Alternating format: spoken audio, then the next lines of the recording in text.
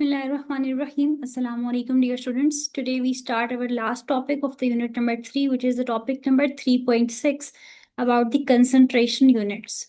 So the concentration units are what? They are when the solid solutes are dissolved in water, the molecules or ions readily move about in solution.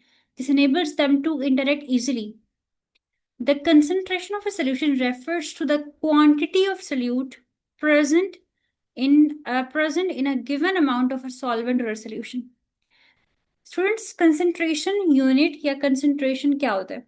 हम concentration unit पे move करने से पहले हम पहले ये understand करते हैं कि कंसंट्रेशन क्या होता है. बहुत सिंपल वर्ड्स में इस कॉन्सेप्ट को क्लियर करते हैं कि आपके पास एक सोल्यूशन है, ठीक है, उसमें आपके पास है वाटर, ठीक है, आपके पास एक सोल्यूशन और उसमें आपके पास है वाटर. वाटर के साथ साथ आपने उसमें ऐड किया हुआ है शुगर को भी, ठीक है, आपने इसमें शुगर को भी ऐड कर दिया. आपके पास वाटर भी है और आपके पास शुगर भी है. कंसंट्रेशन ये होता है कि आपने कितनी क्वांटिटी में शुगर को ऐड किया है सोल्यूशन के अंदर. That is matter, that's matter, right, and that is called as the concentration. आपने एक सोल्यूशन के अंदर कितने परसेंट या कितनी क्वांटिटी में सोल्यूट को ऐड किया हुआ है, इसको हम कहते हैं कंसंट्रेशन. अब अगर आप फर्स्ट पॉइंट को दोबारा से देखें तो when solid solutes are dissolved in water, जब आप एक सॉलिड सोल्यूट को डिसॉल्व करते हैं वाटर में, आपको पता है कि सोल्यूट एक होता है हमारे पास सोल्यूट और एक कॉन्सेप्ट होता है हमारे पास सॉल्वेंट. सोल्यूट हमारे पास क्या होता है? जो हमारे पास लाइक लेसर क्वांटिटी में होता है, और जो हमारे पास लेसर क्वांटिटी नहीं कहते, जिसमें एक्चुअली जिसने डिसॉल्व होना होता है वो सोल्यूट होता है, और सॉल्वेंट जिसमें डिसॉल्व होता है. फॉर एग्जाम्पल आपके पास अब शुगर और वाटर में, शुगर आपके पास क्या है? एक सोल्यूट है, क्योंकि शुगर ने डिसॉल्व होना है और शुगर ने वाटर में डिसॉल्व होना है, तो वाटर हमारे पास क्या हो जाएगा यहाँ पे? सॉल्वेंट, ठीक है, वाटर हो जाएगा सॉल्वेंट बिकॉज वाटर में डिसॉल्व होना शुगर ने. तो सॉलिड सोल्यूट्स को जब हम लोग डिसॉल्व करते हैं वाटर के अंदर, दे मॉलिक्यूल्स और ions readily move about in a solution. जैसे आप शुगर को वाटर में ऐड करते हैं तो शुगर के जो मॉलिक्यूल्स और शुगर के जो आयंस होते हैं वो मूव करना स्टार्ट कर देते हैं वाटर के अंदर. This enables them to interact easily. इस तरह क्या होता है कि इजीली वाटर और सोल्यूशन आपस में इंटरेक्शन कर सकते हैं. The concentration of a solution refers to the quantity of a solute present in a given amount of a solvent और solution. Concentration of a solution ये होता है कि कितनी क्वांटिटी में सोल्यूट को ऐड किया गया है, ये कितनी क्वांटिटी में सोल्यूट प्रेजेंट एक सोल्यूशन के अंदर या सॉल्वेंट के अंदर. सोल्यूशन मींस कंप्लीट शुगर और वाटर को मिला मिक्स करने से सोल्यूशन बन चुका है. शुगर सोल्यूशन जो बना उसको हम कहते हैं कि सोल्यूशन में कितनी क्वांटिटी में शुगर ऐड है. और सॉल्वेंट मींस वाटर, कि वाटर में हमने कितने परसेंट कितनी क्वांटिटी में शुगर को ऐड किया है. ये होता है कंसेंट्रेशन ऑफ अ सोल्यूशन.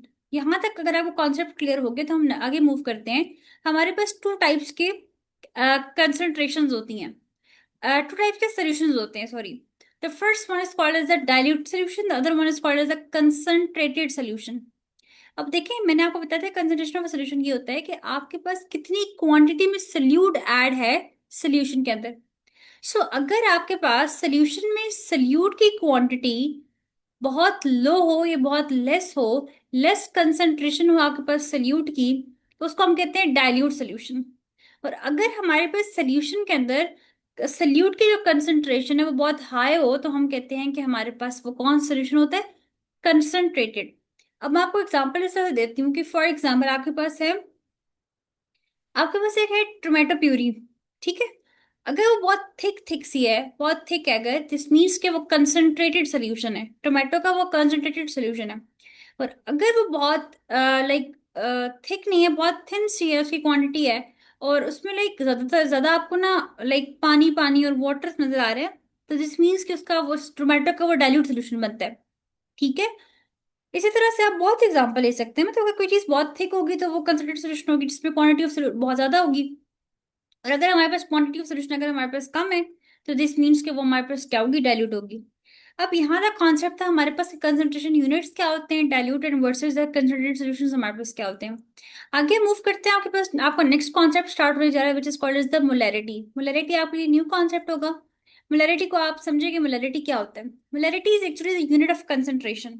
हमारा एक्चुअली टॉपिक था कंसंट्रेशन यूनिट्स. पहले हम लोगों ने स्टार्ट किया कंसंट्रेशन से। अब आगे हम लोग देखेंगे, जब हम लोगों ने अंडरस्टैंड कर लिया कि कंसंट्रेशन क्या होता है, हम आगे मूव करते हैं कंसंट्रेशन के डिफरेंट यूनिट्स की तरफ।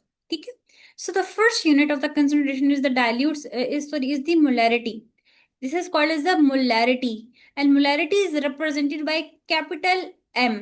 ठीक है, कैपिटल एम से आप मोलैरिटी को रिप्रेजेंट करते हैं। कहीं भी आपको कैपिटल एम नजर आएगा तो आपको पता होना चाहिए कि आपके पास ये क्या है, मोलैरिटी है।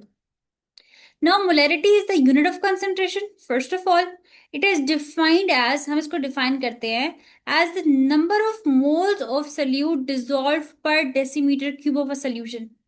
कि आपके पास कितने number of moles of solute जो हैं वो सोल्यूशन में डिजॉल्व है। लेकिन इंपॉर्टेंट ये है कि कितने नंबर ऑफ सल्यूट, कितने number of moles of solute, कि सिर्फ नंबर ऑफ सॉल्यूट कितने नहीं बल्कि कितने number of moles of solute dissolve है पर टीएम क्यूब ऑफ सोल्यूशन में। अगर आपके पास एक सोल्यूशन है और वो सोल्यूशन है 1 टीएम क्यूब का, हम कहते हैं ना कि 1 लीटर का सोल्यूशन होता है, 2 लीटर का होता है, सेंटीमीटर क्यूब्स में भी होते हैं, डीएम क्यूब्स में, डेसीमीटर क्यूब में भी होते हैं। तो मोलैरिटी को हम लेते हैं डीएम क्यूब में। ठीक है, आपने बताना है कि कितने number of moles of solute present है 1 डीएम क्यूब ऑफ सोल्यूशन के अंदर। This is called as the molarity. Molarity का फॉर्मूला होता है, molarity is equals to number of moles of a solute divided by volume of solution in DM cube in decimetre cube. Number of moles of solute divided by volume of solution in DM cube, ये आपके पास formula होता है molarity का। इसी तरह से molarity का एक और फॉर्मूला है, molarity is equals to mass of a solute in grams divided by, देखिए नंबर ऑफ मोल्स है ना स्टूडेंट्स, हमने लास्ट लेक्चर में पढ़ा था कि नंबर ऑफ मोल्स को अगर आपने इसका फॉर्मूला लिखे तो नंबर ऑफ मोल्स का फॉर्मूला क्या था हमारे पास, बहुत स्टूडेंट्स को याद भी होगा। मुझे मेरे साथ साथ इसको रीड करें, अगर आप फॉर्मूलाज को रीड करेंगे बार बार तो आपको ये कभी भी नहीं भूलेंगे लाइफ में। ठीक है, सिर्फ लिखा ना करें बल्कि जब आप लिख रहे होते हैं तो उसको अपनी जबान से बोलें भी सही, ताकि आपके माइंड में वो चीज बैठ जाए। नंबर ऑफ मोल्स का फॉर्मूला था that is equal to mass divided by molar mass. Mass divided by molar mass था ना। तो अब देखिए हमारे पास मोलैरिटी क्या होता है, molarity m is equals to number of moles of solute था।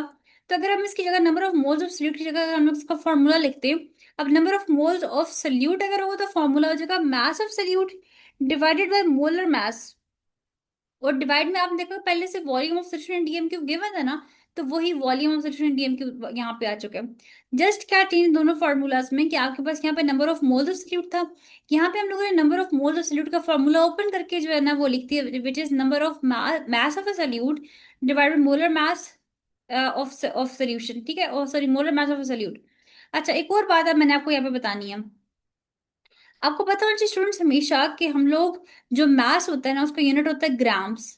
ठीक है, मैथ्स हमेशा ग्राम्स में होना चाहिए, मोलर मास हमेशा ग्राम्स पर मोल में होना चाहिए, और वॉल्यूम हमेशा डीएम क्यूब में होना चाहिए आपके क्वेश्चन के अंदर। ठीक है, अगर कोई और यूनिट गिवन है तो आप उसको कन्वर्ट करना पड़ता है, चेंज करना पड़ता है, फिर आप अपने क्वेश्चन को आगे स्टार्ट करते हैं। अभी हम एग्जांपल्स को सॉल्व करेंगे, एग्जांपल्स में आपको समझ आ जाएगी कि मैं आपको क्या कहना चाह रही हूँ। अगर आपके पास डिफरेंट कोई यूनिट्स आ रहे थे तो आप इनको कैसे कन्वर्ट करते हैं। ठीक है, नेक्स्ट स्लाइड पे मूव करते हैं। नेक्स्ट स्लाइड पे आपके पास जो है वो कुछ फर्दर पॉइंट्स हमको डिस्कस करते हैं। अच्छा, अब नेक्स्ट पे आ जाए तो नेक्स्ट पे आपके पास ना एक क्वेश्चन है कि what does 18 molar H2SO4 mean. अगर आप अपनी बुक के पेज नंबर 35 पे ये जो मोलैरिटी वाला टॉपिक है इसी के अंदर देखें तो आपके पास यहाँ पे फर्स्ट लाइन सेकेंड लाइन में लिखा हुआ है कि व्हाट डज 18 मोलर मीन्स।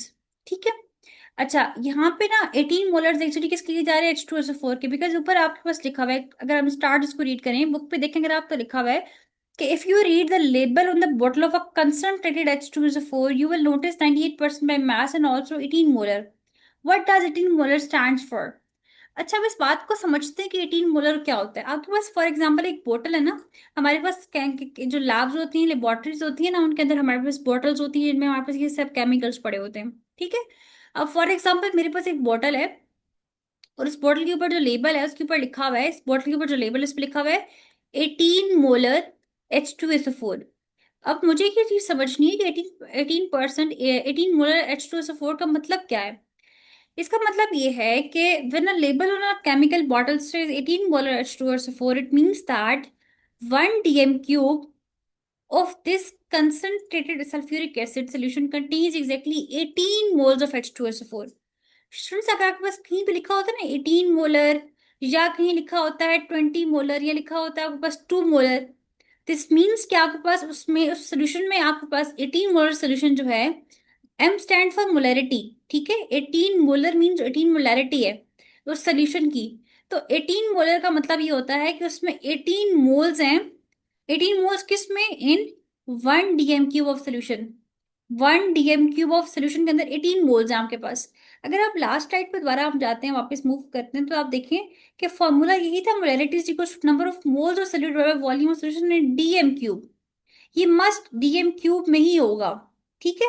सो आपके पास अगर 18 मोलर लिखा हो, दिस मीन्स कि आपका सोल्यूशन जो आपने बनाया है जिसकी मोलैरिटी 18 आई है, उसमें एक्चुअली आपके पास 18 मोल्स थे, और 18 मोल्स आपके पास सोल्यूशन का वॉल्यूम क्या था? 1 डीएम क्यूब।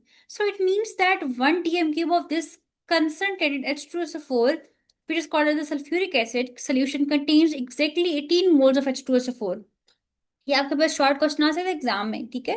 आपके पास अब सेकंड देखिए जरा, what does what 37% HCl means. अब यहाँ पे देखिए आपके पास लिखा हुआ था 18 M मीन्स 18 मोलर या 18 मोलैरिटी थी, ठीक है। अब आगे देखेंगे इस क्वेश्चन में आपके पास मोलैरिटी नहीं गिवन, बल्कि आपको लिखा हुआ है 37% HCl। अब अगर 37% आ जाए, अगर देखिए परसेंट आ जाए, दिस मीन्स कि उसमें मैथ गिवन था आपको, आपको उसका मैथ गिवन था। तो अगर 37% HCl है, इसका मतलब है कि आपके पास मैथ जो है उसका 37 ग्राम्स है, ठीक है। 37 ग्राम्स उसका मैथ है। तो आप कहते हैं कि this is the math percentage, it means in 100 grams of a solution. Solution बच्चों हमेशा 100 ग्राम्स का होता है, ठीक है। 100 ग्राम का सोल्यूशन होता है, उसमें आपके पास 37 ग्राम्स जो है वो HCl है। बाकी जो बच जाता है सारा का सारा, वो आपके पास क्या हो जाएगा? Water, which is 63 grams. 63 gram water remaining होता है, वो आपके पास क्या हो जाएगा? वाटर, ठीक है। सो 100 ग्राम सोल्यूशन के अंदर 37 ग्राम आपके पास HCl है, और 63 ग्राम आपके पास जो है वो वाटर है। आगे मूव करते हैं नेक्स्ट पे, तो देखिए वट 12.1 मोलर मीन्स। 12.1 का क्या मतलब है? So this is the molarity. It means 12.1 moles of HCl in every 1 dm cube of solution. So आपके पास जो है वो आपके पास 12.1 मोलर में 12.1 मोल्स HCl के हैं, और उसमें आपने जो है वो 1 डीएम क्यूब ऑफ सोल्यूशन को सोल्यूशन में आपने 12.1 मोल्स ऑफ HCl को आपने ऐड किया हुआ है। आई होप कि आपको ये पॉइंट क्लियर हो गया होगा कि 18 मोलर 37% HCl 12.1 मोलर का क्या मतलब होता है। अगर किसी को स्टूडेंट को समझ नहीं आई, तो मुझसे डायरेक्टली कांटेक्ट कर ले मेरे व्हाट्सएप पर, मैं आपका कॉन्सेप्ट जो है वो क्लियर कर दूंगी। मेरा व्हाट्सएप नंबर है +92 370 5657 951। कोई क्वेश्चन हो, कोई क्यूरी हो, तो मुझसे जरूर कमेंट सेक्शन में पूछें, मैं आपकी क्यूरीज को जरूर क्लियर करूंगी, ठीक है। कोशिश करिए इसको समझने की। आई नो कि कॉन्सेप्ट थोड़ा सा आपके लिए न्यू है, थोड़ा डिफिकल्ट कॉन्सेप्ट लगेगा कुछ स्टूडेंट्स को, लेकिन आपने इसमें इससे परेशान नहीं होना, आपको ये चीज समझ आ जाएगी, चीज आसान से है, ठीक है। देखिए 18 मोलर मीन सिंपल 18 मोल्स हैं। अगर परसेंटेज आ जाएगी, जिस मीन से आप मैथ्स की बात करें, आप मोल्स की बात नहीं करें, ठीक है। तो 37% मीन्स 37 ग्राम हो जाएगा, 37 मोल्स नहीं होंगे। तो यहाँ तक हम लोगों ने कॉन्सेप्ट अंडरस्टैंड कर लिया है मोलैरिटी का। हम लोगों ने जो है वो मोलैरिटी का फॉर्मूला स्टडी किया, उसकी डेफिनेशन, और हम लोगों ने स्टडी किया कंसंट्रेशन क्या होती है। एंड उसके बाद जो है वो डाइल्यूट वर्सेस कंसंट्रेटेड सॉल्यूशन की हम लोगों ने बात की, और फिर हम लोगों ने कंसंट्रेटेड सॉल्यूशन के अंदर हम लोगों ने फर्स्ट स्टडी कर लिया which is called as the molarity. तो कोई आपको क्वेश्चन हो, क्यूरी हो, कमेंट सेक्शन में से पूछेगा, और नेक्स्ट लेक्चर इंशाल्लाह एग्जांपल्स पे होगा, which is about the example number 3.8 and 3.9 हम सॉल्व करेंगे, ठीक है। और उसके बाद हम लोग सेल्फ एस्टीम एक्सरसाइज भी सॉल्व करेंगे। सो अपना ख्याल रखिएगा, अपने इन लेक्चर्स को अपनी फ्रेंड्स के साथ, क्लास फेलो के साथ शेयर करें, ताकि मैक्सिमम स्टूडेंट्स का फायदा हो सके, और आपको भी इस नेकी का सवाब मिल सके, ठीक है। तो इल्म फैलाना भी एक नेकी है। अपना ख्याल रखिएगा, जो दुआ में याद रखिएगा। अल्लाह हाफिज।